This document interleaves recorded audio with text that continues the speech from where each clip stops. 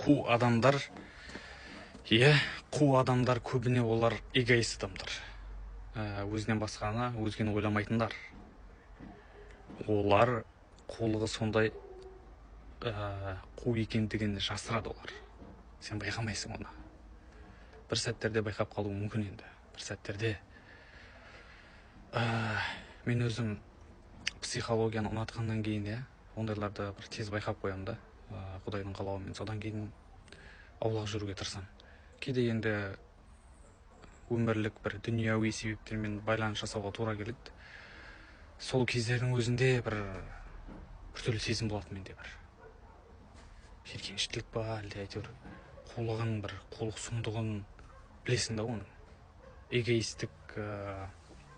Эгоистік шеберліктерін біліп тұрғаннан кейін ба, бір жақындаған келмейді. Ондайлар қаптап кетті негізі көп. Эгоист адам өте қауіпті адам бұл. Жалпы қоғамға көп зиян келтіреді ондай адамдар. Арасында сен сұхбаттасып қалуың мүмкін онымен. Сенің бір жағдайыңды ойлап отқандай болады да ол. Ол сондай күйге түсе алады ол. Бірақ ешқашан сенің жағдайыңды ойламаған ол.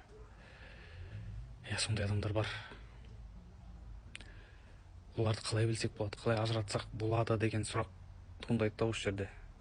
Кейбіреулер көрініп-ақ тұрады. Бірден көзқарасынан, жүріс-тұрысынан білініп тұрады. Ал кейбіреулерді анықтау өте қиын. Ондай адамдарды тек сезе алуың керек. Оны бір түсіндіру де қиын. Түсіндіруге бірнеше сөздер жазу керек болады.